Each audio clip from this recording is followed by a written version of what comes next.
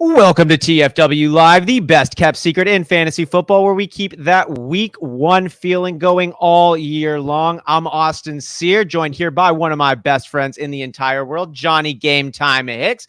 Big Travie, the other best friend in the entire world, is out today. But yeah, you're here, Whisper Nation. He's at a there ball we game go. today. Yeah. You know who's not at a ball game, though, right now? Mike Herrick. Let's go, Dem boys. Go. Let's do this. Albert, what's going on, my dudes? Maybe you guys are at a ball game. In today's day and age, you can pretty much do anything digitally on the road. Yeah, well, we all do, right? We're kind of forced to in this space. Whisper Nation, what is up? So good to have you here with us. And if you're just tuning in for the first time and you love fantasy football and you want to be a part of a community where you know that you belong exactly as you are, go ahead and hit that subscribe button.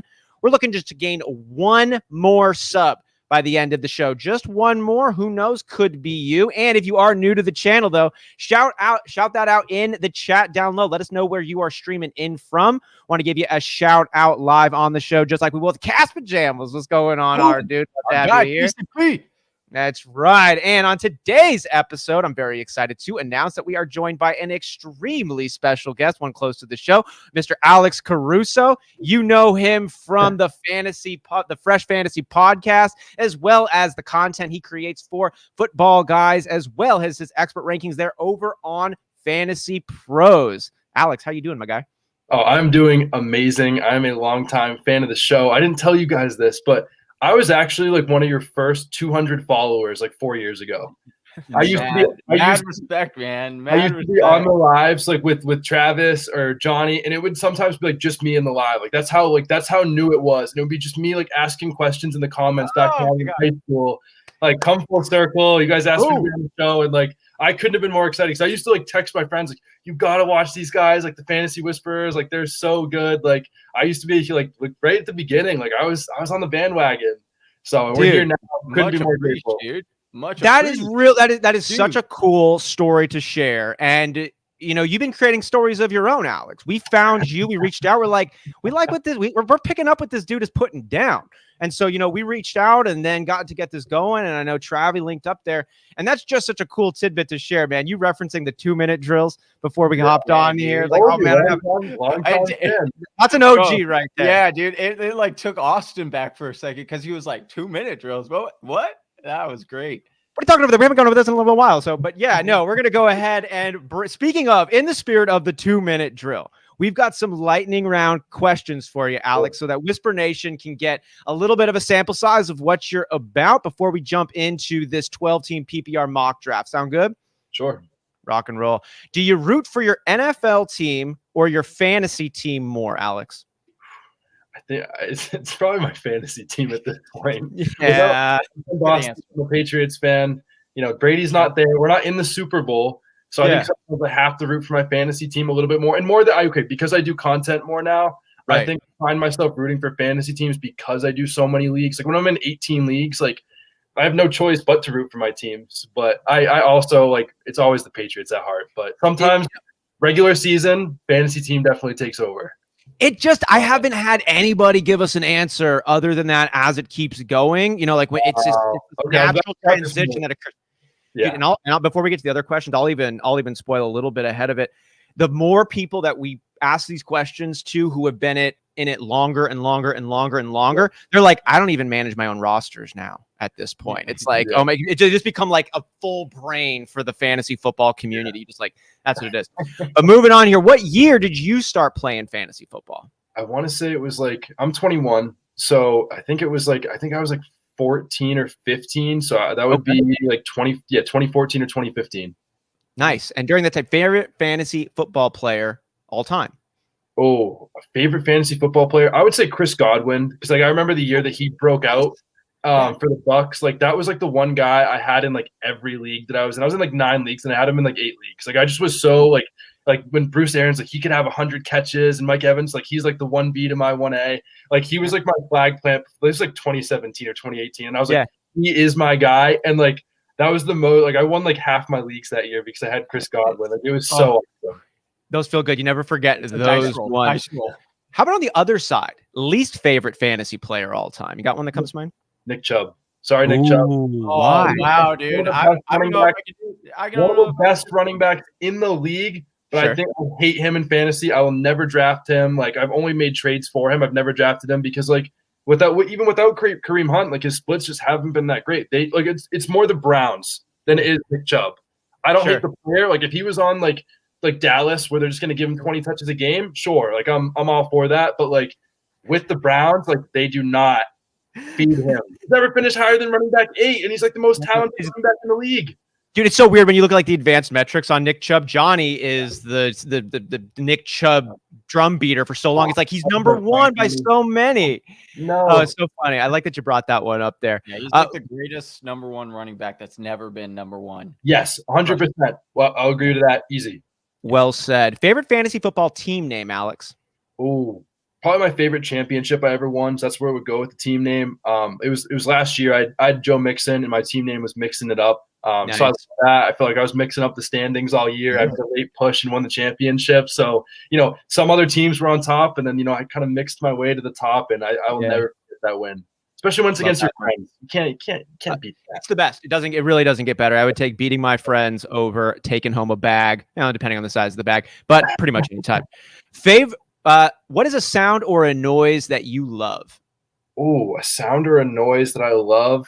Oh, it's the championship confetti coming down. It's when they pop the confetti and it's coming down over your championships in fantasy football. Like, that is when I'm at the peak, when the victory parade is coming out and the champagne's popping. Like, that's my favorite sound in the world. Favorite swear word?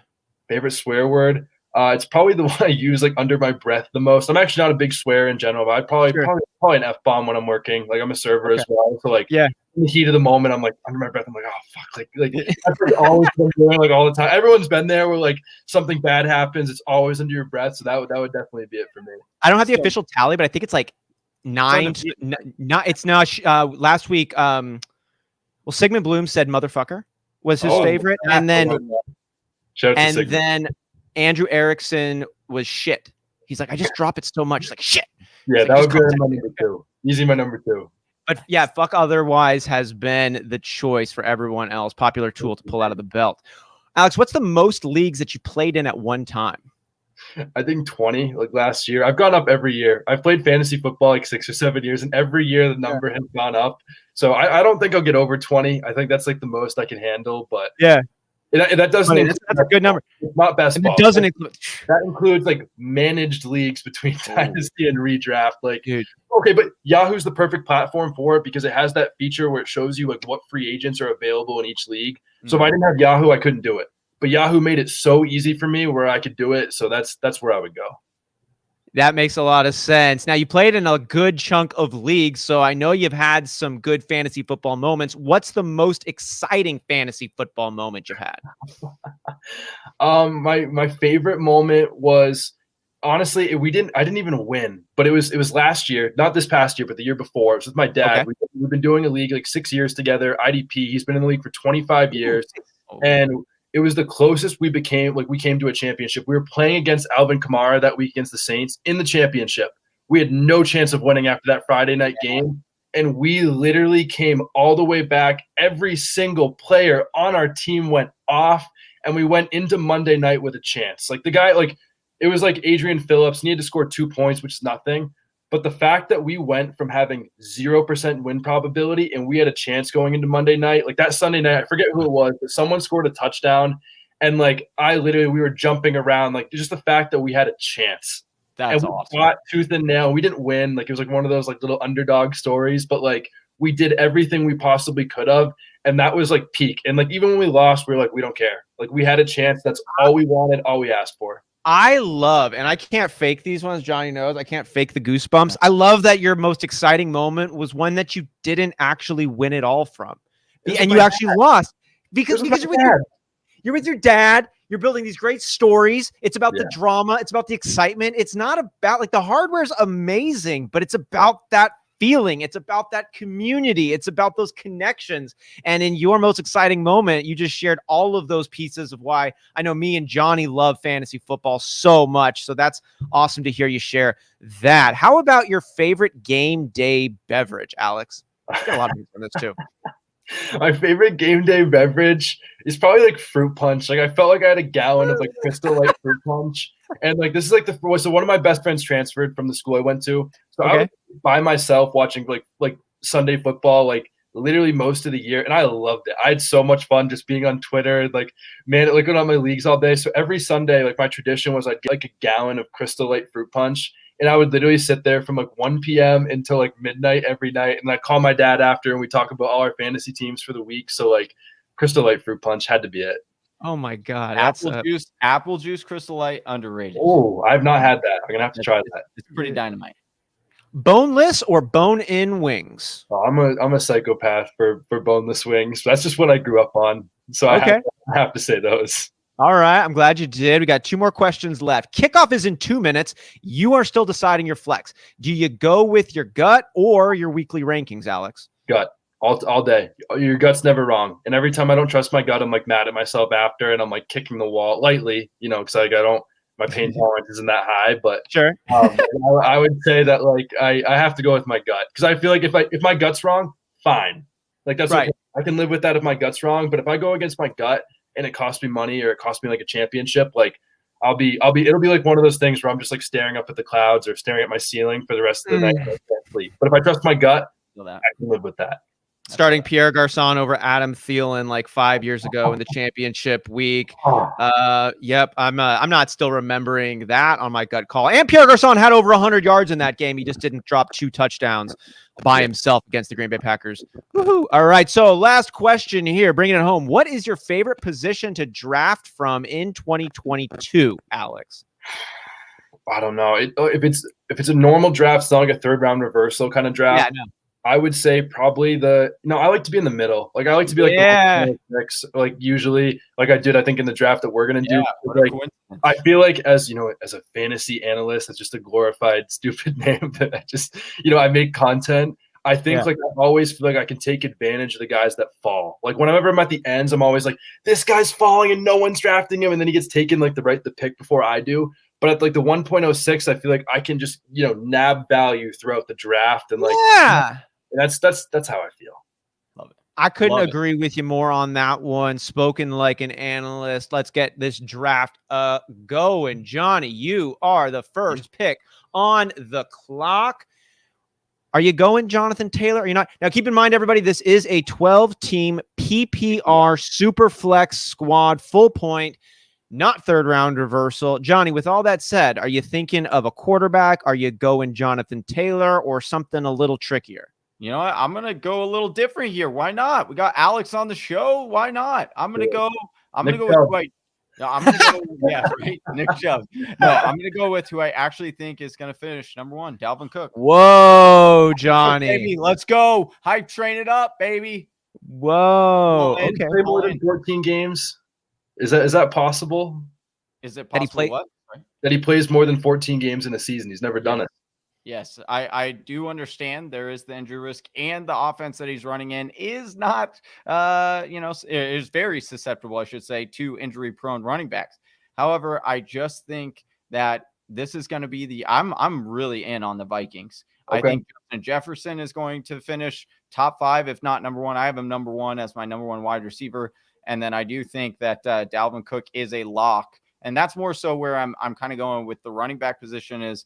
I do think he's a lock to be top 5. Yep. And that is what I want, because the chances of me landing, even if you have the number 1 and landing that actual pick at number 1, being the best player, it's so slim. And so I want to go with something that I know. Christian McCaffrey, major concerns with me. Jonathan Taylor, while I do like him a lot, and I do think that there's a chance that he can repeat, we also do know the stat that that running backs that finished number 1 the prior year are very unlikely to finish the following year at number 1 again. So I am going to switch up and go, Dan, it's a mock. And we got Alex on the show. Why not? This is the time for the thought experiments. This is the time, as Liz Loza talks about. Let's go ahead. Let's make some mistakes right now. I had a guy in a $50 draft like a couple of years ago on Yahoo take Mark Sanchez #1 overall. It was like literally a $50 draft. Was that like a relative of his or something? No, it probably was. Like I didn't see Sanchez on his name, but like it was a $50 like league, and he had the 1.01 and like took Mark Sanchez like in a literal competitive league. Wow. I've never seen anything like it otherwise. Like I'll never forget. And Mark Sanchez wasn't even on a team. Oh gosh. This is like 2 years. years. Oh man, it sounds like in our league of record, in our first draft we ever had, the number 2 overall pick was Ricky Williams. And Ricky Williams at the time was still in the league, but he played for Baltimore. And he wasn't even the starter. He wasn't the starter. And we were all like, do you know what you're doing? He's like, yeah, this is where I'm going. I know Ricky Williams. I know him.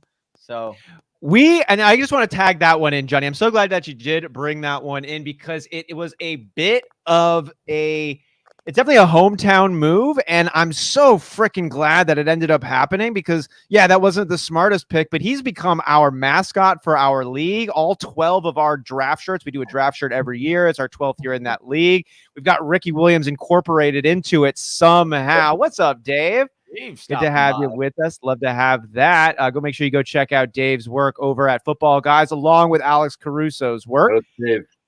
Just rounding out the point here on Ricky Williams, who, was taken. J-Bone had his girlfriend, Rosie, who knew a heck of a lot more about football than he did. And she just loved Ricky Williams, was like, I don't care. You take this man. He's like, okay.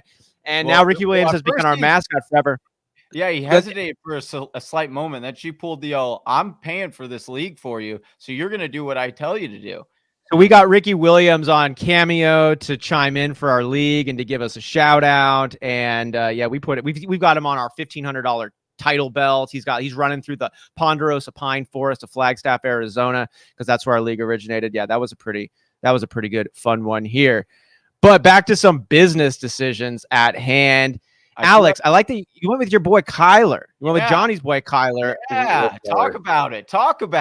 Kyler, I don't know. I love Kyler. He's one of the only QBs ever to average like 24.5 or 25 fantasy points per game. I think that, Hollywood plus, DeAndre Hopkins together are going to be so freaking good. And I think Trey McBride's underrated. I think Zach Ertz underrated.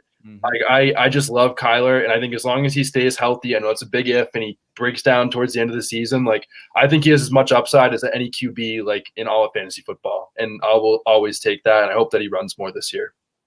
100%. I like you taking him right there after those first 3. I think it's a really fair place, honestly. Yeah. And I've got major concerns about Kyler Murray. I think anybody who's watched does, but if you've watched, you also know exactly all the points you just mentioned, Alex, of how high his upside really is. I mean, he was the most efficient quarterback in the NFL through the first month of football, and he was only averaging less than 30 yards per rush per game, or less than 30 yards per game rushing. And so it's this dude's got a crazy accurate arm. It's a cannon on top of it. And people don't really talk about that so much. Yep, exactly. Another guy who's really mobile and really athletic is Trey Lance, who you took there in the second round. I think Trey Lance is one of the coolest mystery boxes we have available to date. It caught me off guard looking back through his NDSU stats that he only played 1 season. Now he went the frick off, but it's still a small sample size. And then in his NFL sample size, it isn't so big either, but you can't deny that ceiling of what it could be either. Can you talk to me a little bit about Trey Lance and what you're optimistic for and any concerns you might have there too? Well, yeah, for one, I think he's automatic.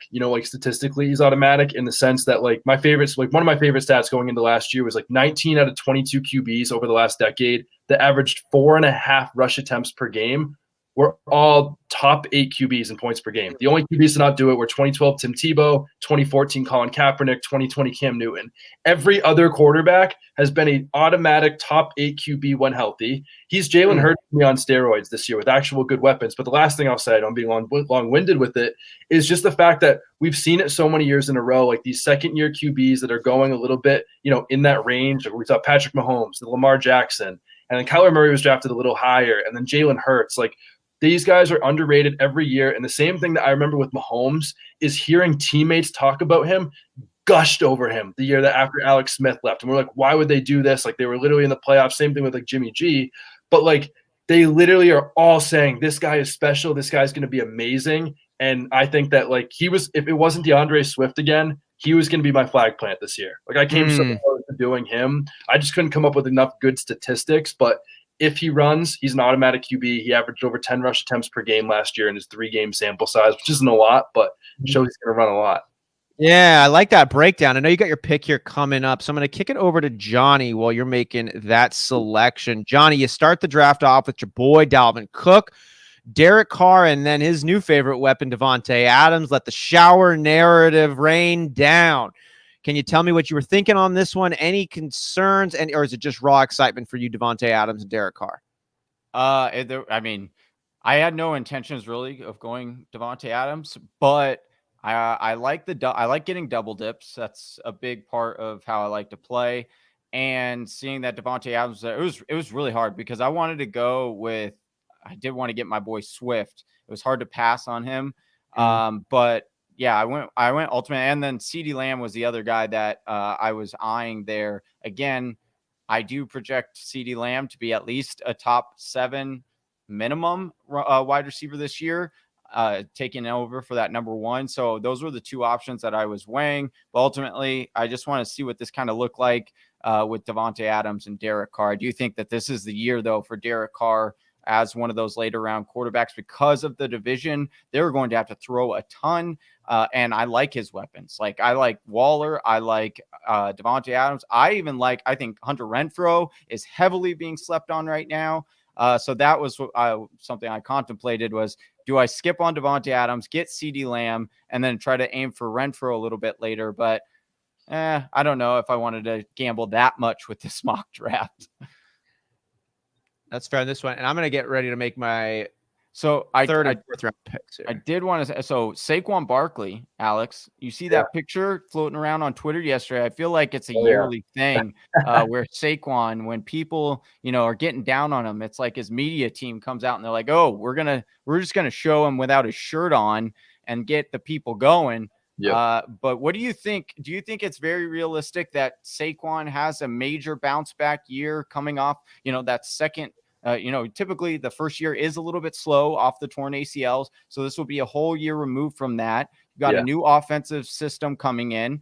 What do you think is the ceiling for Saquon, and where ultimately do you feel comfortable taking him at the highest, right?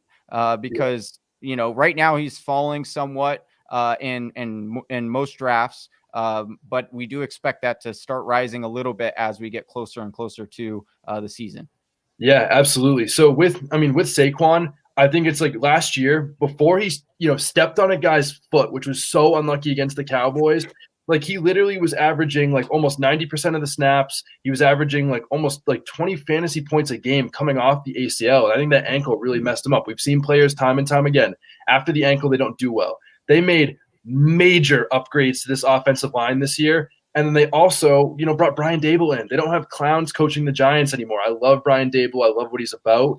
And they said that he is going to be used in the pass game. That's all we're seeing at a camp. He's going to catch a lot of passes. He's one of those guys that every year he's played, he plays on a 50, reception catch pace. Like I think he could literally be the running back 1 overall this year. Is it likely? Absolutely not.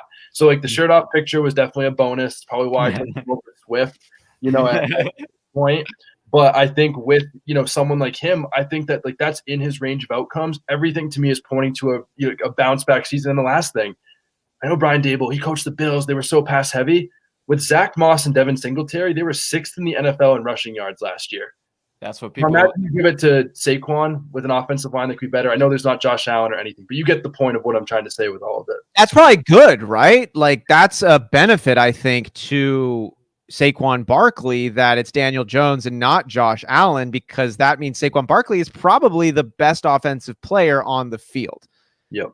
So use him. I love your points bringing in Brian Dable there. And Johnny, I know you're such a big system scrutinizer, and to have a system now coming in that we presume is going to be getting more pass action work over to Saquon. Like Alex, I love what you brought in there of how much pass action work Saquon really could get. And that to me is something you better not dismiss. Like that is actually, even if he is 75% of what he was 3 years ago, he could have 50% more points than he did then because of all that added work. Johnny, are you like I want to like really quickly on the Brian Dable system. How else does that affect the other pass catchers outside of Saquon Barkley on this? Well, I think that's why Kenny G continues to remain a huge value in drafts, is because of that system. And we've seen, Diggs come over and how big of a 5 seconds. benefit. Just a heads up. Oh, thank you. Where do I go? I was looking at a couple. Don't mess it up. Okay, good. Okay, I'm fine with it. I'm good. I'm good with the David Montgomery. Let me just make my.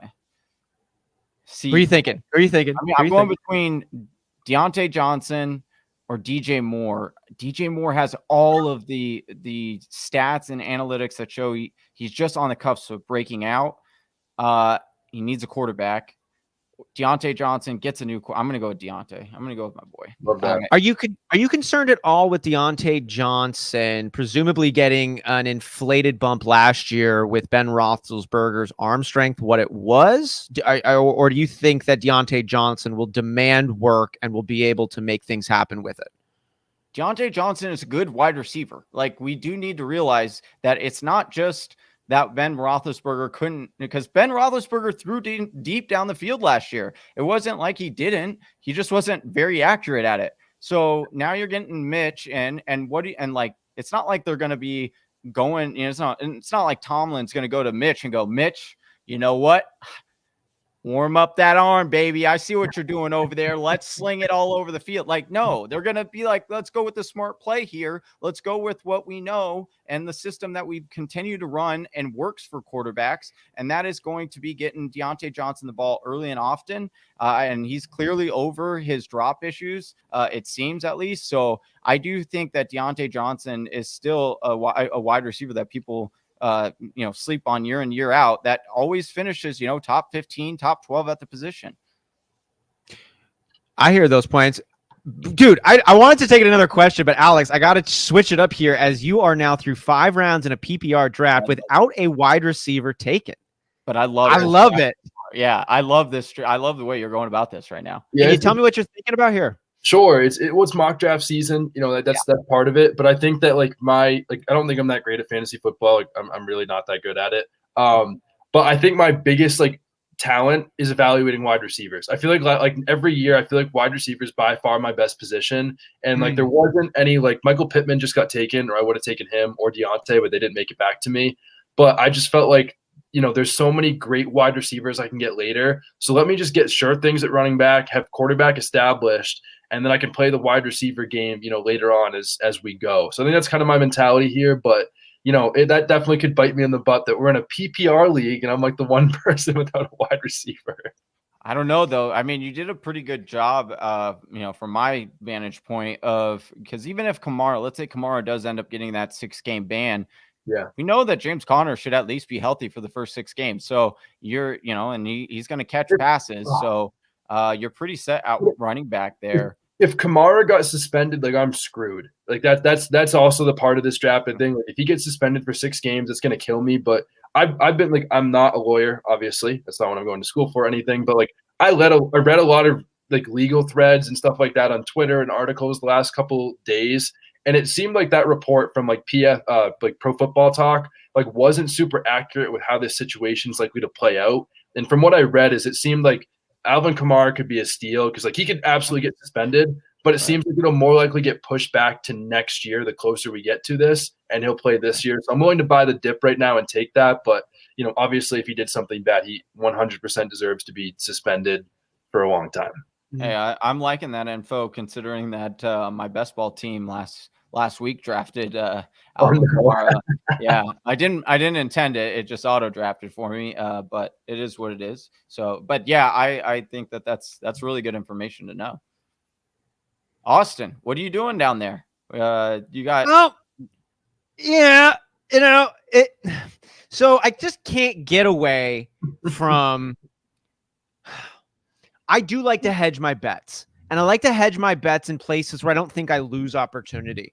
And picking up Jalen Waddle and Tyreek Hill, I feel a little dirty about it, the way I feel dirty of wearing something kind of tight going to the club. Where it's maybe it's kind of wrong, but I'm still feeling kind of good about it. Don't tell my mom, but maybe tell her. That's a really drawn out metaphor just to be like, look, if it works out and both of these wide receivers perform at their current ADP levels, then I think this is a really good way to have a high ceiling and maintain a low floor, especially when you're dealing with players like Hill and Waddle, who could have a couple of plays make the day. And so let's say one of them has, a disappointing 3-4 point day, but the other one goes off for 27. Like, put those two together, I got 30 points, 15 combined, and I'm all right walking out with that kind of production. So the Hill and Waddle one, I picked it up just because I like that. And then AJ Brown to go along with Jalen Hurts. I'm having fun with the double dip. Antonio Gibson pick is, I think, my only smart one of this bunch, because I'm not buying in on the Antonio Gibson slander. I get the picks that they've made. Washington has. I understand that Gibson should be getting passing down work, and they just continually give it to J.D. McKissic and not Antonio Gibson. I get that Antonio Gibson was also banged up last year, and they still ran him into the ground. And despite that fractured shin, he finished as the running back 11 in standard and 12 in PPR. So he was still an RB1. He's 24 years old. His skill set's awesome. I think he gets to play with the best quarterback he's played with since he's come into the league. And if you avoid what I think is a distraction in the Brian Robinson pickup and the J.D. McKissic re-signing, then Antonio Gibson is in for another year of what he just does, and that's RB1 production. Now he's playing for, again, with the best quarterback that he's had, and I'm not concerned about any regression. I think he actually is going to do better than he did last year, because that shin should be healed with all this time off. So I think Antonio Gibson is a name we'll start to see fly up ADP boards with one negative Brian Robinson report. Now, if we get more thunder and lightning, coming out of Riverboat Ron, then fine, we're going to see that ADP keep slumping down. But I think that we get another close to RB1 finish out of Antonio Gibson. I got no concerns about him deteriorating or falling off, and I'm not really buying any of the lessened opportunity work. Don't tell that to Johnny, though, because I want to try to make a trade for him with Dynasty. Well, speaking of best quarterback that they've had, did you guys see the Taylor Heineke interview when they brought him in after they traded for Wentz? No, it was heartbreaking. Like, talk about, and I actually do think that Wentz is a fairly decent quarterback. I think he's going to be pretty good there. But I felt for the guy. He tugged at the heartstrings, because he's like, this is a business at the end of the day. And, the reality is, if you're getting paid, 25 million or whatever, that Wentz is still getting paid. And he's like, I'm only making, like 2 million. He's like, I'm not going to be starting, but I'll be there every week. You ready for him if he needs to, if anything happens to him. I just kind of felt bad for the guy, because I was like, damn, but yeah, I do think that it'll be interesting seeing what Ron Rivera does with this offense, and particularly the running back situation. Definitely. I think he's going to mess it up, honestly. Like, as much as I just think it's going to be so bad for fantasy. And I love Antonio Gibson. Like, I literally thought he was going to be the greatest thing since sliced bread last year. I was so confident when they were like, he's going to be used like CMC, and like, he still finished great. And I was so happy that he played through his shin injury, and that, when McKissic went down, that he really showed up and showed out. And like, everyone knows that play he made against Buffalo and he was running. That was like one of my most hype moments. Like, I was jumping up and down. But I think, signing McKissic again, and then, drafting Brian Robinson, like, I think they probably want to ground and pound a little bit more, because they have a strong offensive line, and like, lean on the run game more, maybe a la what the Colts did last year, with Jonathan Taylor. I know like Gibson won't be, but I just mean like more ground and pound, and like try to beat teams with their offense and hopefully a stronger defense. Love that. I think that's a good take. I'll take him on this one. Get Hopkins. With my fourth wide receiver on it, I can stomach the delay. I can stomach the suspension, and I just didn't see any running backs or other position players that I was super thirsty on to go for on this. I was stoked to get Miles Sanders. I didn't think he'd still be available. I'm very happy to pick him up. Yeah, I was going to do well. I was eyeing Miles where I took Matt Ryan. That was a little hard for me. Good. That was a good pick, I think. appreciate that. And I was thinking of TJ Hawkinson. I think we're forgetting a little bit of how good he was last year before those injuries started coming on board. And I think there's reason to be concerned about Hawkinson, but I think he's right outside of the tier 1 talent level. And he's got then so many other metrics working for him. No real competition at the tight end position. Him and Jared Goff do seem to have a strong relationship. It's the Lions offense, which I think takes a jump up. But yeah, I still didn't take him. So, but I did see that Alex has picked up a few wide receivers now. He's shifted away from the no wide receiver. He's now got some on board. I loved it all more in London, dude. I loved it all the way till the London pick. Oh, I love it. At this point, go ahead. Go for it. Tell us about these wide receivers. Cooks, actually, did everyone hear that Cooks actually just went back to school and got his degree? Like, he actually just got a doctorate in beating ADP. Hey, that's good. Finally got his doctorate, and I think that he was a great pick for me to have, someone that'll be consistent every week. And he was even better with Davis Mills than anybody. I thought they had a great connection. I think Davis Mills is a little bit underrated. I like him. Elijah Moore, come on. Like, he was literally a top 6 fantasy wide receiver from like week 8 until he got hurt. From halfway through the season where he got to be a rookie and like struggle a little bit until the day that he got hurt, he literally was a top 6 wide receiver in fantasy. Like, I know that maybe that's unrealistic this year and I'm projecting forward off a small sample size. That's fine. But I believe in the talent so much. He was like my favorite sleeper last year. And like, I don't necessarily believe in Zach Wilson, but I love that they drafted Garrett Wilson because that has bumped Elijah Moore's ADP down. And I think we can take advantage of it. And then finally, and Drake London, the last one I'll do real quick is just like, these rookie wide receivers have been so good, every single year. And outside of Kyle Pitts, like, who are they going to throw to? Like, Olamide, like Zacchaeus, like, really? Like, come on. Like, I hope he does great. I hope he goes for 2,000 yards, but like, it's not happening. And I think Drake London was my favorite wide receiver in this draft class. And I think that, Marcus Mariota isn't that great, but I think that he's going to get a really high target share and a lot of opportunities early on. And there you go then. And so you're going to have a nice wide receiver 3 on this one. I'm so glad that you brought up the Elijah Moore take, Alex. I know Johnny does too. And I am number 3 because I think we get so wrapped up into numbers, and rightfully so in this industry. But I think it's sometimes easy to forget that human beings were carbon-based life forms, we're organic creatures, and we change and we evolve. And when you're competitive and you're a professional athlete, like, you do this at an exceptional level. And so, yeah, people are talking about Garrett Wilson being that number 1, but I'm wondering about Elijah Moore. Now, I don't have a psychological breakdown sitting in front of me here, but I know these guys are competitive. And if you think that you're stepping into a certain role and then you get a new dose of competition standing right next to you, some guys rise to that. Like, I'm not willing just to bake it in and say, oh, he's now the number 2, when one guy has had good professional football plays under his belt and the other guy, it's still just hypotheticals at this point. So because we can watch players go head to head, toe to toe, iron sharpens iron, I'm going to take a bet on the guy that we've already seen do it before I'm about to just write him off and say, oh, well, he doesn't have the height to compete with this guy. I'm like, Steve Smith is a Hall of Fame wide receiver. Don't talk to me about these certain types of metrics. Like, when it's like, let's see the dog in the fight. I like Elijah Moore. I'm glad you picked him up. Thank you. That was a great one.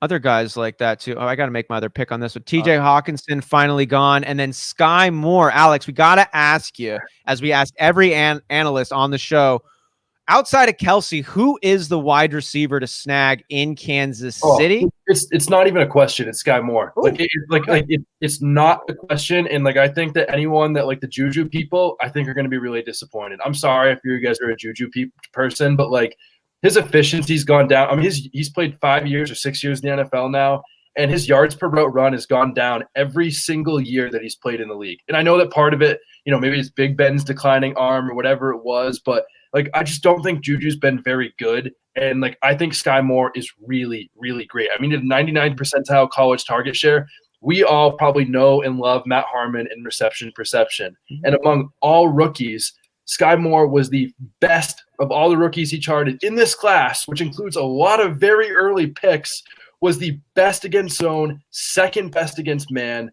They brought him in to play a role similar to Tyreek Hill, and they've said that. He's not going to walk in and be Tyreek Hill, obviously. But, again, rookies go and do good time and time again. It's not going to be MVS. I think it's going to be him over Juju. And I think someone as talented as him is going to do really well because, like, outside of Tyreek Hill, they've never had another talented wide receiver. Not Demarcus Robinson or Sammy Watkins. Like, I actually think that Sky Moore will be the wide receiver one for this team by the end of the year. And I don't think that's a hot take at all. Ooh, all right. Well, I am excited to see that. So are you reaching for Sky Moore then? Is that how strong your take is on him? Yeah, I have him as like a top 35 wide receiver right now. And that could change, obviously. But like right now, I'm very, very confident, in Sky Moore. I think I think that was a great take there. And I do think that if I'm in best ball, I'm going to more likely target Sky Moore just because the higher upside is definitely there with the long bombs over the top. But what I do think is if you're looking from a week-to-week consistency basis, I do think Juju is going to be the more consistent guy because he will get the more underneath stuff. And what we saw last year was teams started to say, okay, we're tired of Pat Mahomes, beating us over the top with one play. We're going to sink our safeties back. And Pat Mahomes struggled with it for a while and he couldn't get a grip on it. And then there's like, okay, I'm just going to take what the defense gives me every single time and we'll march down the field. And so I do think that benefits Juju's game. I do understand like how his yards per route ran and everything have digressed since, he kind of broke out. But I do think that does fall on Big Ben's shoulders a little bit more. And especially as they started to get, now I'm blanking on Claypool involved, it kind of caused that to like go on its, can I get? Oh, there we go. Okay, I got it. Got your boy Kenny G. Kenny G, I got him. But yeah, I think so many. This is going to be one of the hot topics for sure going into the season is which wide receiver for Kansas City do you get? Because it's already such a hot topic. It's already we literally ask every single person who we get on the show, and boy, have we been blessed, Johnny, to get some incredible guests to be a part of our mock draft Mondays, our Thursday football shows. Alex Caruso, you see him right here. So grateful to have him a part of this program. And if TFW, you're just tuning in here, one of the things we love to do is to bring the best in the industry so you can get all different types of takes. It's not just Johnny, Travis, and myself telling you where we're at. It's where everybody else in this industry is at, allowing you to have all the information to make your decisions, because ultimately it's going to be you setting your lineup, you dealing with the glory, you dealing with the defeat. So we want to make sure you have all the information to make a competent decision and feel good about that. And we do that by bringing so many different analysts and professionals together. And our favorite way that we do that is once a year on our mock draft marathon, 24 straight hours of live mock drafting. One on the hour, every hour for 24 straight hours with a new guest as a part of it. This is going to be our 4th year doing it. Give you a little sample with it. Johnny's got the teaser for you, right? Blah. Draft marathon. What is this? It's consecutive mock drafts for a total of 24 hours. Requires hours and even years of preparation. Which is a little bit controversial, but... Are you shitting me, Johnny? I didn't plan that, I swear. I can pretty much say 100%. Something that you really love to do. Let the games begin. Somebody came in and stole Johnny and they're hijacking his draft. Oh, he's going to blame it on his 78-year-old neighbor. Damn it, you guys snuck in a super flex. I knew it. Ball is going to taste different than this meatball. That's not that bad from a flex. Outliers decide fantasy champions. Stand out above the crowd. About the same set of 200 players, and it never gets old. That's right, Whisper Nation. So make sure you are liked and subscribed to catch all of the updates coming about the mock draft marathon we got going on next month. The guest list is getting pretty nice. Get to hear from some of the best in the industry. We're going to be chopping it up. Alex, we'll have to talk to you about that later. See if we can find some way to collab on that. Speaking about talking, took my boy Jacoby. Got 51 more targets than any other player on the Patriots last year. Improved his fantasy totals all 3 years. And I actually got to meet Mac Jones at a Suffolk event, the school I go to a couple months ago. Because I do they asked me to help. I got to participate in the event. I got to talk to him, just me and him and a couple other people in a room after. And he was and he was saying that I asked him, who are the guys you think that are going to take big jumps this year? And he said Jonnu Smith and Jacoby Myers. Let's go. Let's go. That's insight right there, baby. That's why we got Alex on the show. Let's go. I love that take. Did he Love it. give any other elaboration on any of those ones? I love both of them. I love Jonnu Smith. He kept it simple. He said he couldn't say too much, but he said he loves those guys. I love those little insider tidbits. And I want to bring in what you just said there to the mock draft marathon bit. You know, I bring this up on the show probably every other week. But when we were able to have Coach Hugh Jackson on the show and I got to ask him about coach speak, I'm like, yo, coach, we obsess over the sound bites we hear from y'all at the podium. How much should we really take for honest when you speak these things? And he said, Austin, there's always a reason why we're saying what we're saying. And none of it has to do with us just being honest with the listener. It's either we want to gas up a certain player on our team and add some extra motivation, or we want to throw off the defense that we're coming up against, or we just want to blend some things over in our own locker room for whatever it is. We might be telling the truth. We might be telling less than the truth, but there is another reason why what is being said is what is being said. And that for me was like, oh my God, this just helps me now apply a different lens to every single time I hear an offensive coordinator or a head coach assume the microphone. So Alex, not to put you on the spot, but when you got a chance to listen to Mac Jones, really just talk about, you know, just chill speaking. Was there any other takeaways that you had other than that Jonnu Smith and Jacoby Myers insight? Okay. The insight I have is not from Mac, but from Mac's girlfriend, actually, because I got to be part of it. She knew who I was because I was one of the people that was like helping out with the event. And I was talking to her after because she knew me at that point, at least. And I was asking her name's Sophie. And I was like, Sophie, like what has it been like? And she's like, Mac is like a psychopath. She's like, we literally, like, we got up late today at 7 a.m. And she's like, all he does is get up and work and work and work like you would not believe, like every single day. She's like, he's maniacal. And like, I think like that, you know, kind of speaks to it, and you can see that, and like, you know, what they say about him in the locker room and his leadership skills and whatnot. And the fact that like, she's like, we got up late at 7 a.m. and she's like, he doesn't go out. He doesn't really do anything. Like, it's just football like that. You know, that has to get you fired up as a Patriots fan, or even if it gets me fired up as a Mac Jones fan. Let's go. Absolutely. We love to see it. I love when people share those little insights. You know, I think it does tell us more than sometimes we'd like to admit, you know. So I appreciate hearing that insight. I don't know if I'm going to be able to get on the Mac Jones bandwagon so quite yet. Johnny and I are on opposite ends of that one, but I do respect the work ethic coming in. And Alex, you're making your last pick here in round 13. You take Deonta Foreman, running back for Carolina. Can you tell us any of your strategy or thinking when you're coming to these late rounds? How do you like to make your dart throws, or do you aim to build handcuffs? How do you approach the end of the draft? Yeah, I think it's just absolutely swing for the fences. I'm like one of the people that like, if you don't produce like 1 or 2 weeks on my bench, see ya. You know, the door is that way. Have a nice day. Enjoy your vacation. Yeah. Like, bye. So I'm swinging for the fences at guys that are going to produce right away.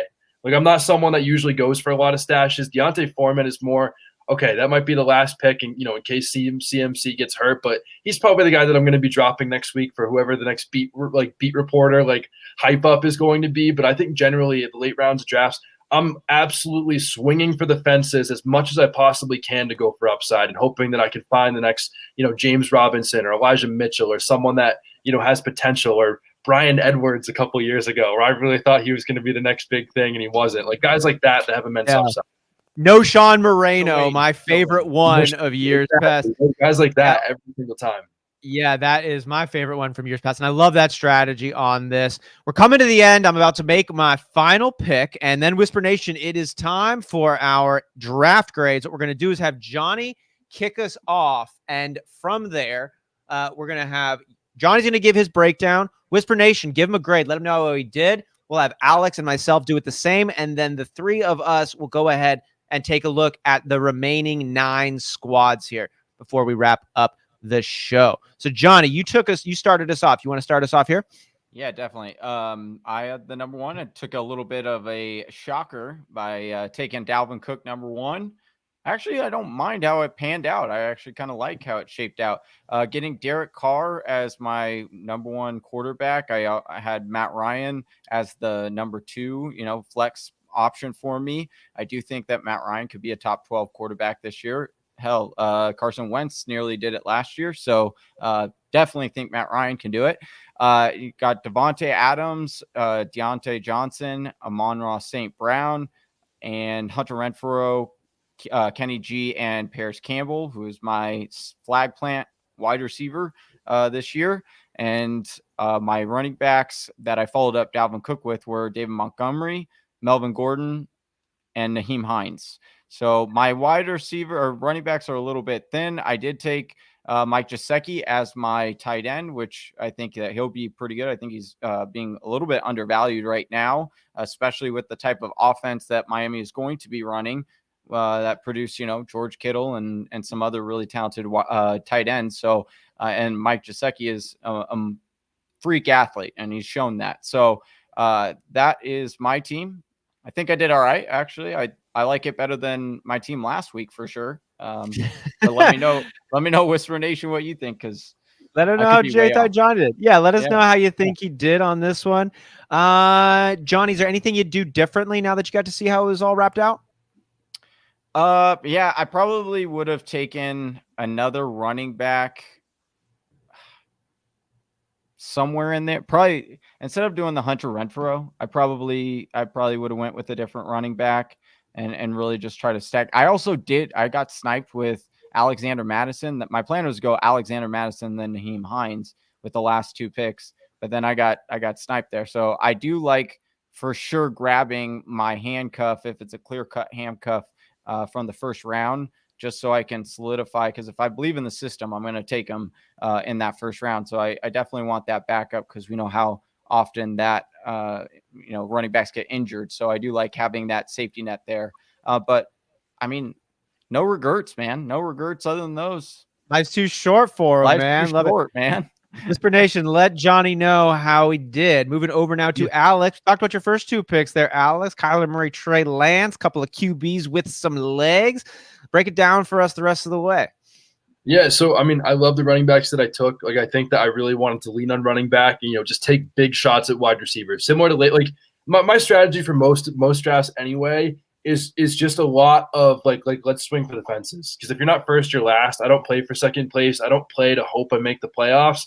I'm either like if I get last place, fine. Otherwise, I want first place. Like second and last for me are not a huge difference. Unless there's a lot of money on the line, second prize is not that bad. But after that, I just tried to go heavy at wide receiver. I took Cooks because he's got a doctorate in beating ADP. He's solid every single year. And then after that, I just swung for the fences at Elijah Moore, Drake London, Sky Moore.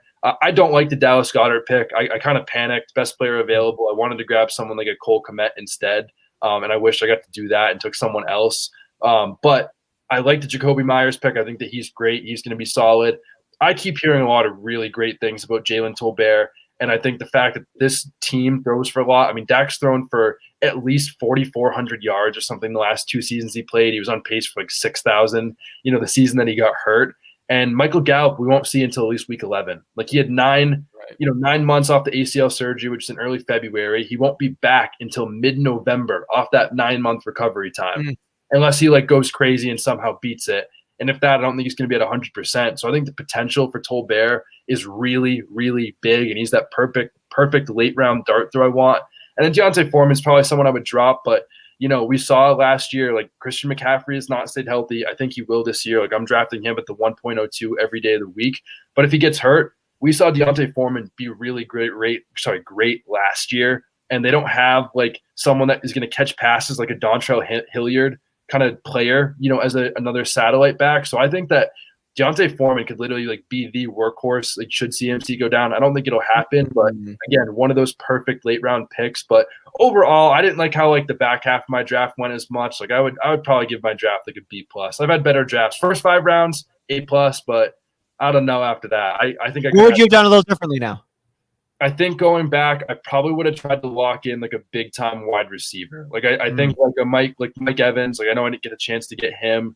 Or maybe I don't. Maybe I draft Kyler Murray. You know what? That's what I would have done.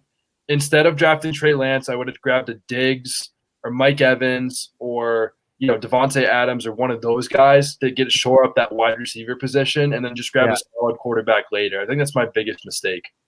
Okay, I think it's a good reflection on this one. I love the upside on Trey Lance, But given your build, maybe you take that risk somewhere else. Exactly. The build, with my build, I could have, shored up another position a little bit more and just like played it a little bit more safe. But it's a mock, and this is why we do these mocks, so you can kind of learn and do better on the next one.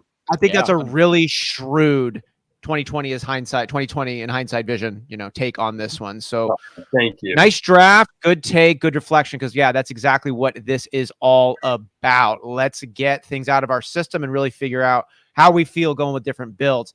I went ahead and drafted at the 12 spot, and I took Christian McCaffrey. Pretty pleasantly surprised to see that he is still available. And I love fading quarterbacks and super flexes, mainly because I'm an iconoclast in some regards, and I just like to see if I can make it happen in a way that it's not supposed to happen, kind of how Alex did his running back heavy wide receiver delayed draft, just to see how it works out. People say, you'll never will, and then it does. So, but then when Jalen Hurts was available here at the end of it, I think Jalen Hurts has a real shot to be the number 1 overall quarterback in fantasy this season. I think he's a close lock for top 5. And I was willing to take a swing on that upside because, Alex, we share that in common. I'm always going for the upside. If you're not, what the hell is the point? So then Jalen Hurts, I was stoked to get him to anchor my super flex quarterbacking position. Moving on then to the 3rd round, I took a stable of wide receivers with AJ Brown, Tyreek Hill, and then Jalen Waddle. And I got a little bit cute. I think in a real draft, I'm probably taking CD Lamb ahead of Tyreek Hill. But if I'm honest, man, I got some weird vibes about the Dallas Cowboys right now. I'm a little concerned with their running back situation that I think has been a solid foundation for Dak Prescott to have the impressive quarterbacking numbers that he has. And so if he doesn't have the strong running game behind him, I'm not as sold. And given the defense that I think has taken a legit bump up in Dallas, I'm not sure we're going to see the 5,000 yards out of Dak Prescott chucking the ball because the defense is going to be able to hold it down. So I love CeeDee Lamb, but I'm kind of mentally figuring that out, as you can hear me processing right now in real time. I think there's a world where he is super, super, super good. And I also think there's a world where he might kind of disappoint and be like a high-end wide receiver 2 when it's done. Anyways, I took AJ Brown, Tyreek Hill, and Jalen Waddle there to get my 3 wide receivers. One of them will be a depth piece to play in my flex. Antonio Gibson now is my 2nd running back, with Miles Sanders being my 3rd for some depth. I think these guys I think they're low on ADP right now. I'm stoked to have them. I think the upside is high given their skill sets and roles on the offense. Was happy about those running backs. DeAndre Hopkins as my 4th wide receiver, Claypool as my 5th, who I'm really trying to pick up on as many drafts as I can. Bit of a mystery box who has some really great physicals to him. Getting Trubisky or Pickett behind center, I think would be good for Chase Claypool. He disappointed me a lot last year, but I'm going to give it another go. Daniel Jones and Jared Goff, one of the 2 should be my 2nd quarterback. Tyler Algier being my 4th running back, rookie out of Atlanta. With Pat Freiermuth, who honestly I'm not big on. I think he did benefit a lot from Ben Roethlisberger and the safety blanket relationship they look to have. Ton of touchdowns for a guy who just didn't get that much work, and I'm not sold Freiermuth's going to get the same love this year in Pittsburgh. So that was really just get a tight end on here so I didn't get slack about it. But that's the draft. I feel all right about it. I feel all right. A little cute. Definitely a little cute, but I think you're the best one out of all 3 of us. I'll take it. I'll take it. I appreciate that, Alex. I really do like the Gibson and Miles Sanders right in the middle of your draft is pretty sick. Yeah. With a hero running back like CMC and then like 2 solid quarterbacks as well. Like I think you punted on tight end. You're the last big one, and you can hopefully find it off the waiver wire. But like otherwise, like that team is dynamite. Yeah, I appreciate that take. I think it's fun. Because even if Waddle isn't what, or Tyreek Hill isn't what we expect them to be, you still have, like I said, you could put Hopkins in there through week 6. And you got another star wide receiver. Kind of a counterpoint sometimes on these is and I like it, is strengthen your strengths. Mm-hmm. It gives you a strong foundation to handle the inevitable attrition that's going to come your way. And so if you have something you're really good at on your fantasy squad, sometimes bolstering up on that pillar can prove to be wise, because dudes are going to get hurt. Dudes are going to be disappointing. And if you can just build that up, you might really have something to lean on. Well, let's go ahead and take a look at the rest of Whisper Nation's drafts. The way we're going to kind of do this, and I'll give a quick rundown on each squad. We'll start with Don Flicht, who will go in the reverse order here. I'm going to give a quick rundown. I'm going to pitch it over to Alex and then Johnny, who will give their take, and then we'll give them the grade of championship contender, in the playoffs, on the bubble, or outside looking in. So one of those 4 rankings. Whisper Nation, love to hear your takes on these teams as we work through them as well. Don Flick, great to have you here. As always, drafts in the 111 and gets many people's number 1 wide receiver in Justin Jefferson. He doesn't take his next wide receiver until the 5th round with DK Metcalf, but he keeps it fun there, picking up that big boy with DJ Moore in the 6th and Michael Thomas in the 7th. Christian Watson is his 5th wide receiver, who he snags in the 11th. I like the upside you bring there, and I think you didn't really spend too much to get it. His first running back is Derrick Henry, who he takes at the 2nd pick of the 2nd round. His second running back then is Javonte Williams, who he's able to pick up in the 4th. He adds depth with Tony Pollard in the 9th, James Cook in the 10th, and James Robinson there in the 13th. His first quarterback is Jameson Winston, who he grabs in the 8th round, and his backup or his super flex is now Davis Mills. Not a bad one, too. Obviously, his strength isn't quarterback, but I wouldn't call him holes given the 2 he ended up picking up. And I think there's even a little bit of upside, especially with the Winston side. And Davis Mills is a name that should be getting, I think, some more consideration in super flex formats. He also gets Kyle Pitts at tight end. He gets the number 1 at this point in the season. Alex Caruso, what is your take on Don Flick's squad, and how would you ultimately rank them? I think ultimately I would have to say outside looking in for me. I think it's for me, this could be the team that I don't like after the draft and then wins the championship easily. Like Derrick Henry, Javonte Williams could go crazy. DK Metcalf, Moore, Michael Thomas, I think are amazing upside picks. But ultimately, I think this team is just weak at quarterback with Winston or Davis Mills. Sure, solid options. They're not bad, but I think that both of them are never – neither of them is going to finish top 10 as QBs. Then you have that, and then, the 3rd running back is, Tony Pollard or, James Cook. I think that just makes it harder for me to see them, finding a way to a title. But, if Derrick Henry and Javonte Williams go crazy like they do, they get big games out of DK Metcalf and Michael Thomas like we've seen, could absolutely make a run. But for me, I'm going to say outside looking in. I'm sorry. Look at that. Johnny, how about you?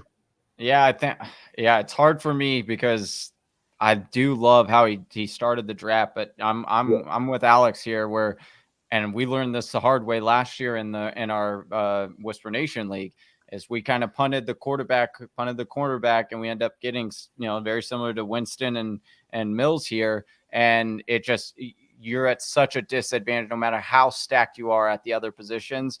Having quarterbacks, especially in a team that has 2 dominant quarterbacks, because like you said, even if they do finish top 10 on certain weeks, the chance of both of them finishing top 10 in the same week is going to be slim. And then if you all it takes is going up against 2 mediocre quarterbacks that finish 8 and 9, and the rest of their rosters are even RB2s or wide receiver 2s, and it's hard to overcome that in a PPR league.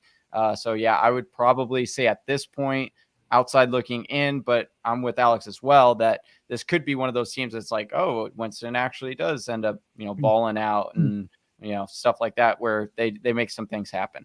I got to go just for me on the bubble with it, because if certain things happen, I'm with you there, Alex. This could be a team that's a championship type squad. But if anything goes wrong, if Derrick Henry gets hurt in week 4 and Javonte Williams is in an even time split and the quarterbacks do what they're actually supposed to do, you're now in a really tight spot. I'm not feeling awesome about James Cook as being a permanent starter on my team, and that's what you might be finding yourself in there. Very good. Moving over now to Draft Hustle, who in the 10th spot takes Lamar Jackson and doubles down with their quarterbacks with Joe Burrow in the 2nd. Get that super flex handled early. Takes Nick Chubb, Alex's favorite player, in the 3rd, and with Damian Harris, Cordero Patterson, and Michael Carter to be the remaining pieces. Damian Harris there in the 7th, Patterson in the the 9th, with Michael Carter there in the 12th. T. Higgins is his first wide receiver, with Mike Williams being his 2nd. Juju Smith-Schuster there now with Kansas City in the 8th, with Russell Gage and Tyler Boyd to round it out, rounds 10 and 11. He goes for a tight end, George Kittle there in the 6th. Okay, I'm seeing obviously a emphasis on quarterback. He gets some decent wide receivers there, Mike Williams and T. Higgins, really good wide receivers who have another really good wide receiver also on that team. We'll start with Johnny on this one. How are you feeling about this? And for the listeners who didn't catch the beginning, my Nick Chubb comment was sarcastic. It is, in fact, Alex's least favorite player. But Johnny, how are you feeling about Draft Hustle's squad and how you ultimately ranking it? So this is exactly what I'm saying. Perfect example of Don Flick win against this team. Lamar Jackson and Joe Burrow, they could each drop 50 fantasy points, and all of a sudden it's game over. And they don't even touch the rest of their guys. I love this team. I think it's a championship contender. I mean, I think Damian Harris, people are sleeping on him. T. Higgins to get that double dip with Joe Burrow, and Tyler Boyd is a great stash down there because if anything happens to either Chase or T. Higgins, he is going to be the number 2, and he's a really good wide receiver at that. So, I love this team. I think this is an awesome team. How about you, Alex? Agree. Championship contender. Like even with Nick Chubb, I think Nick Chubb's a great player for this team. I actually like the Nick Chubb pick where he's being drafted and for what his role will be, on this, squad. At this point, like I love the quarterbacks and the upside that they have every week. I love the George Kittle pick. I love the wide receivers that he drafted in this team, the value that he got. I love T. Higgins. I love Mike Williams. I love Russell Gage. Tyler Boyd is a perfect player to play on this team. Juju still has a lot of upside, and that could absolutely be amazing this year. So I think as long as they can fill that running back 2 position every week, this could be a championship squad. Yep. I love it here right there. And I think I'm going in the playoffs just because of that RB2 position that you mentioned there. But hey, if Cordell Patterson is a dude, you might actually be in a fine spot. He's no there. more fantasy glitch, dude. They didn't like it. They didn't like the nickname. They dropped the wide receiver. Yeah, we had somebody in the chat mention that earlier about Cordell losing that designation. We move forward as we must. Classic Mike in the 9th spot grabs Jamar Chase. Cortland Sutton is his second wide receiver in the 5th. Gabriel Davis in the 8th. Chris Olave in the 10th. And DJ Chark to round out his wide receivers in the 13th. He gets Russell Wilson, his first quarterback, off the board in the 2nd, and pairs him with Kirk Cousins in the 4th. Aaron Jones is his first running back selected. He gets him in round 3 and pairs Josh Jacobs and Clyde Edwards-Helaire along with Dameon Pierce and Darrell Henderson. Gets those guys in round 6, 7, 11, and 12. TJ Hawkinson, mentioned a little bit earlier, is taken in round 9. Going over to Alex first. How are you feeling about this squad? And ultimately, is it a championship contender in the playoffs, on the bubble, or outside looking in? I'm going to have to say outside looking in, unfortunately, on this team. Like I like Russell Wilson. I just don't think the upside's there of what it used to be, with him. I like that I love Cortland Sutton. I love that pick. I love Jamar Chase. I like the Aaron Jones pick, but I don't like the running back 2s on this team. I don't believe in Clyde Edwards-Helaire. Like, he was the 3rd best starter in points per game last year behind 29-year-old Jerick McKinnon and Darrell Williams. Like, come on. Come on. Like, I know the gallbladder thing, whatever. I think Dameon Pierce is Pat solid. Mahomes made a bad pick. Matt, yeah, exactly. Exactly. Let's just say what it is. And TJ Hawkinson, I'm just not really sold on him and what he's going to be when they have Swift and Amon-Ra St. Brown, who I absolutely love. They also drafted Jameson Williams. I just don't think he has a lot of upside. Gabriel Davis and Chris Olave, I think, are going to be very boom or bust, week in and week out with the offense that they're going to be in, the roles they're going to be in. So I'm sorry. I don't like hating on people's teams. Just not my favorite draft. But hey, like the same thing. My draft wasn't that great, but something to learn from, hopefully, for the next one. Something to learn. I'm on the bubble here for Classic Mike. Let's see about Dem Boys DC4L, who's drafting in the 8th spot. Takes Austin Eckler in the 8th with DeAndre Swift to pair along in the 3rd round. This is fun and pass happy for a PPR to get started. Elijah Mitchell is his 3rd running back in the 7th, and then Isaiah Spiller down in the 12th. So we get some nice ones at the top, and then we kind of fade that back. Dak Prescott is his quarterback, number 1, drafted in the 2nd round with Justin Fields and the upside he brings, taken there in the 5th. He gets CeeDee Lamb, his first wide receiver, to pair with Dak Prescott. That should be fun in the 4th. And then a string of wide receivers he begins taking, starting out with Devonta Smith in the 8th, followed by Robert Woods in the 9th, Kadarius Toney in the 10th, Jameson Williams in the 11th, and rounds out his draft with Devontae Parker in the 13th. He gets Darren Waller as his tight end in the 6th round. I'm seeing an interesting build on this one. It looked like he was kind of going for best available value, Johnny. How are you stacking up Dem Boys, and how do you ultimately rank them? think this is a bubble team. There are some really nice picks in there. There's a couple of things that I would have done just slightly different. With Robert Woods coming back from injury, you also have Javonte Williams in injury, and then Devontae Parker going to a new team. It's going to be a little bit hard for him with those receivers. I would have just done a couple things different, but I think at the end of the day, it's a bubble team. What about you, Alex? How are you looking here at Dem Boys? Yeah, I would say bubble team. The bubble team that can make a run. I think Swift and Eckler could literally both catch 100 passes like this year, and I think that those are great picks. Obviously, like where they're drafted. But I agree. Like I like the upside with some of these wide receivers. I love CeeDee Lamb. I think that was a great pick. But like Devontae Smith, Robert Woods, I absolutely am in love with Kadarius Toney. I think that he's most likely to be the best Giants wide receiver this year. But even like the late round picks like Jamison Williams, I'm not a huge believer in for this year. Isaiah Spiller, I like that paired with Eckler. Devontae Parker, Mac didn't say him, so obviously it was like the worst pick in the entire draft because Mac didn't say it. But I don't know. I think this is a bubble team. This team could make a run, just not. It's not. I don't know. I'll just leave it. Yeah, I hear you. The Jamison Williams, Kadarius Toney, Devonta Smith. We all see what they can bring, but we all know why they're going where they're going. I mean, exactly. I like the first 4 picks a lot. I like the first 5. I'm getting spicy. It starts to get a little bit crazy for me after. This is the thought that counts draft. Like that's exactly. Yeah. Let's take a look at our boy Smitty in the 7th pick, who takes Cooper Kupp, first wide receiver off the board. And then in the 3rd, he gets Mike Evans and Keenan Allen in the 4th, Jerry Jeudy in the 6th, with Garrett Wilson in the 10th. So some prices spent there on wide receivers. Don't hate it. Tom Brady, he grabs in the 2nd round and pairs Zach Wilson and Baker Mayfield with him in rounds 9 and 13. His first running back is Cam Akers, who he takes in the 5th round, with Kenneth Walker in the 8th. I guess backup running back for the Seattle Seahawks, rookie drafted there this year. Ramondre Stevenson in the 11th, and White there in the 12th, backup running back, rookie running back for the Tampa Bay Buccaneers. He gets Dalton Schultz in the 7th to round out his whole draft. So, Johnny, he's taken wide receivers early. He takes 3 in the first 4 rounds and then gets a few more depth pieces. He delays on running back. How do you see this squad? Did that style help him or hurt him? And ultimately, what's his final grade for you? I think it hurt him. I think waiting on running back that late kind of it shows. So I do think that this would be an outside looking in, unfortunately. That's where I'd have to go with this. Okay. What about you, Alex? Yeah, I agree. I think like the running back, like there's some weaknesses with the running back 2 spot. Obviously, is a big weakness. I think the quarterback 2 spot is probably going to be a big weakness. And even Brady without Gronk or Antonio Brown, 2 Hall of Famers. Like I'm not saying he's not going to fall off a cliff. I'm not saying that. I love Tom Brady. He's my favorite player of all time. Forever will be.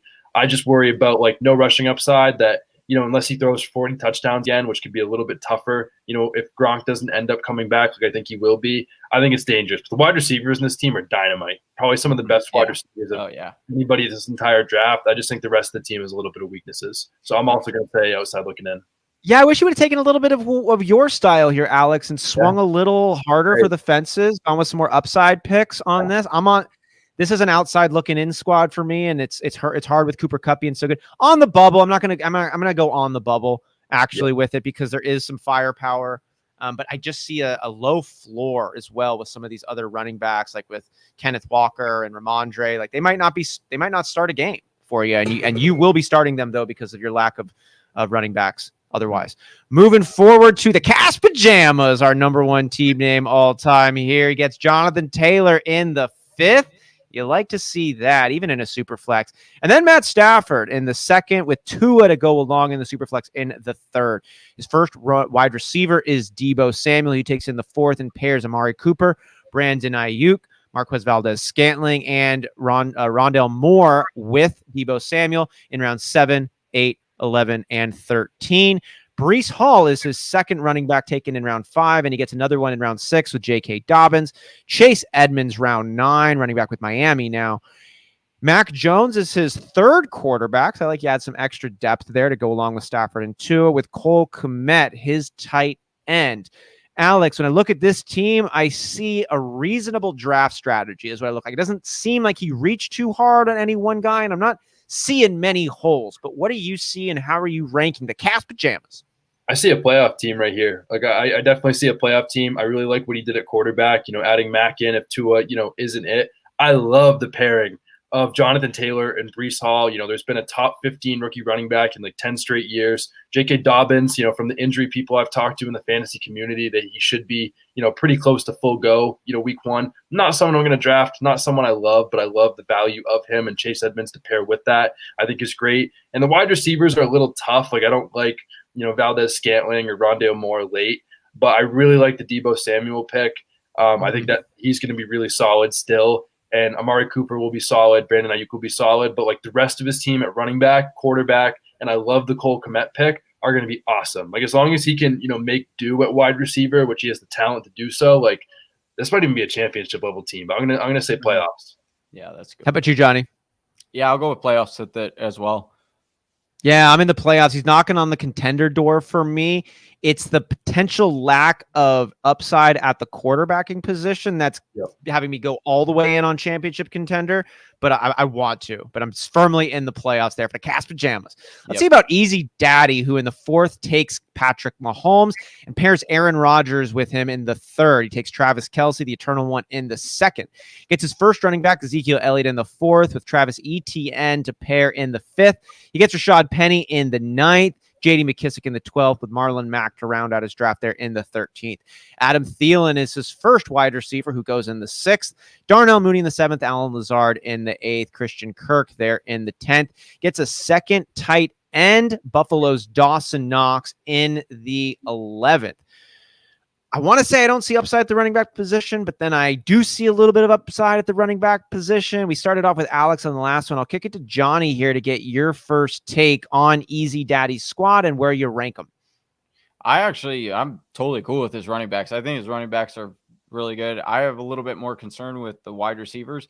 I'm a big Mooney fan. I do think that this could be a breakout year, but I'm not sold that Lazard is going to be the guy that we're all hoping and wishing he's going to be for Aaron Rodgers. Adam Thielen, again, we know, systems. Adam Thielen should be a solid guy, but is he going to be what we've seen over the last couple of years? I'm not confident in it. I'm more confident in Justin Jefferson there. And I'm off Christian Kirk this year. I realize Jacksonville and, they paid him all this money, but I've watched Christian Kirk over the last 4 years, and I don't think he's quite the receiver that everyone thinks he is. So I just think that they overpaid for him because they had to get him down there. But other than that, I do still think that this is a playoff team because Pat Mahomes and Aaron Rodgers and Kelce. And I do think Ezekiel and Travis Etienne are strong enough to kind of carry you through weeks. How about you, Alex? I'm going to say bubble just because I'm really not a believer in these wide receivers. Like Adam Thielen hasn't been healthy in 2 years. I love them. I really like Mooney. I'm also worried about Alan Lazard being the guy that we think he's going to be. Not sold on Christian Kirk. I love the quarterbacks in this team. I love the running backs. Like Zeke's one of my favorite players. Like he is still going to produce year in and year out. I know the efficiency's dropped, but like they paid him for a reason and they're playing him like that for a reason, whether he deserves it or not. I'd rather them see just Tony Pollard season straight up, but it's going to be Zeke. I love Etienne. I like the upside of Rashad Penny. I love the picks of McKissick and Marlon Mack. Best last 2 round picks in this entire draft. But these wide receivers, I'm just so not sold. So I'm going to have to say the bubble. I just don't think that the wide receivers can be willed enough to, carry this team to the championship. I feel you on that. And I'm just not as sold on the running backs either. I have Leonard Fournette, who I am pretty big on, was going ahead of Zeke. I think my upside. And he could have taken a shot at wide receiver instead of Dawson. If you have Travis Kelce, when's the last time Travis Kelce missed a game? Never. Right. Like you could have taken, if you took one more shot at wide receiver, then I would have liked this. Yeah. If he took Jacoby, I think if he could have taken him before I did and he took Jacoby, this is a playoff team for me. There we go. Moving forward, we got 2 more left, Whisper Nation. We got Albert M1218 in the third, taking Justin Herbert, with Najee Harris and Joe Mixon in rounds 2 and 3. A.J. Dillon is his third running back in round 8, with Ronald Jones there in the 12th. He gets T. Law in the 4th, Trevor Lawrence, and some depth at the quarterbacking position with Carson Wentz in the 11th. Takes his first wide receiver, Terry McLaurin, in the 5th, and he gets a few more in back-to-back pickups. Marquise Brown in the 6th, with Rashad Bateman in the 7th, Treylon Burks in the 9th, and rounds out his draft with Tim Patrick in the 13th. Zach Ertz is his tight end. I'm looking at a squad that maybe is a little question mark at quarterback, Alex, but really has a lot of things filled in. How are you looking at this team and how you're ranking them? I really like this team. I think this is a playoff team for me. I think the quarterbacks, I think he'll be solid enough, with Wentz or Trevor Lawrence, the QB2, because he got that, anchor QB, in Justin Herbert. I love Mixon and Najee Harris. It's there's some kind of stat, but it's I think it's 98% of running backs that had that average at least 18 touches a game are top 8 running backs. And Mixon and Harris should both be that. It's a crazy stat, but every time it's volume speaks. And as long as those guys are healthy, he will be solid at the running back position. A.J. Dillon's a solid depth piece in that. I love his wide receiver drafting here. I don't love Trey Lance, me too. But I love Brown. I love Bateman. I love buying the dip on Treylon Burks. I really like the Zach Ertz pick. Tim Patrick also could be the best late round pick, in fantasy football. I've heard a lot of good things for him in camp.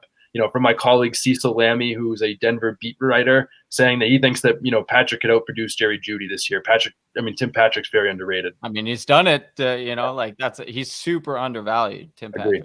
I like that. I even think, just to add one, I even think the Ronald Jones pick, we talked about CEH and how he was outperformed at last year about everyone, even the trash can man that came through on Sundays after the games who outperformed CEH. So I just think Ronald Jones. I'll call chill now on that, but yeah. I just think Ronald Jones, I like that pick back there. So yeah. What do you rank this team, Johnny? I do think it's a playoff team, possibly even a championship contender team. Yeah, I think if Trevor Lawrence does anything of what you hope, taking him number 1 overall a couple years ago, then you're right there. And I'm pulling for him on this too.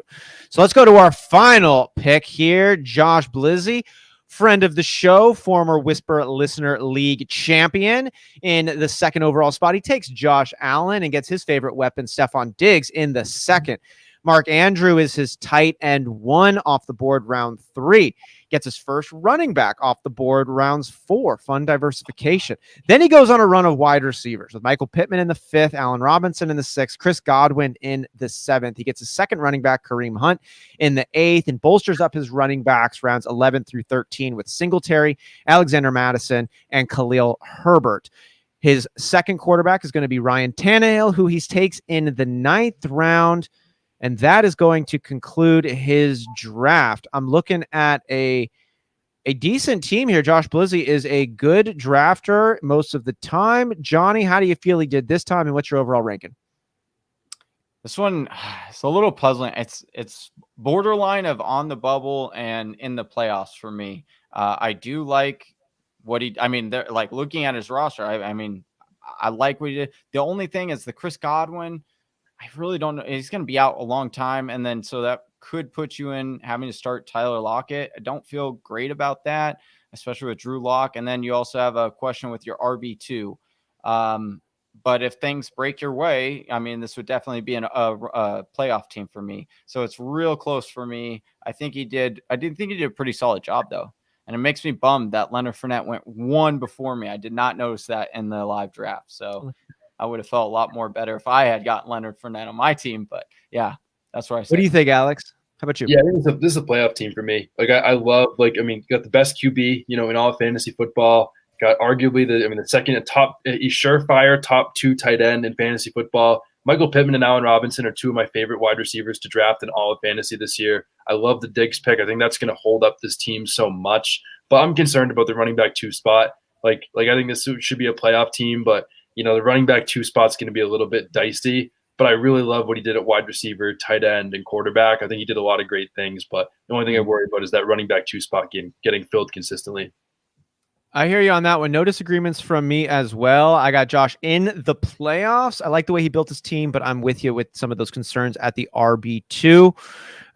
We'll see, as we always will, man. It's a blast, Whisper Nation. Good drafting with you. Alex, so much fun to have you join the show, sharing your insights and takes with us. Before we let you go, can you let Whisper Nation know where they can tune in, where they should follow you at, and if you got anything you're working on for us to stay tuned for? Yeah, absolutely. Well, I mean, first of all, thank you, Whisper Nation, for me getting to be on the podcast after I've been a fan for so long. I'm so grateful for that.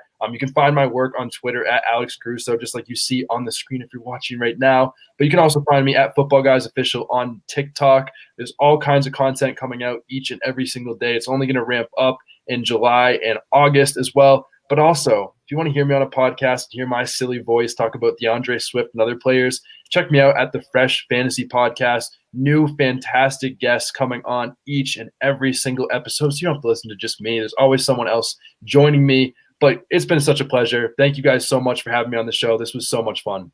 It was such a blast. Thank you again for joining us. Thanks, Josh. Thanks, Ronald, for coming in later. We got Mike. We had Scott, Cat's Pajamas, Albert, Mr. Miyagi. Good to see you back in here. That was really cool. Jersey J, of course. Dave stopping by at the top. Jay Ingram, Do It 420, Pizza Belly. Man, it was Football Therapist who came in but just missed the show. Always a treat to get to draft with you, Football Therapist. We'll see you next time. Big Travis stopping by. Well, that's about it. It's been great to have you with us, Whisper Nation. Alex, of course. Johnny, I love you, man. On behalf of Johnny Game Time Hicks, I'm Austin Sear. We are the Fantasy Whisperers. We are out. Peace. Right here. Hey, do you like mock drafts? We do too. You can come back every Monday and mock with us. Check out one of these videos and make sure you're liked and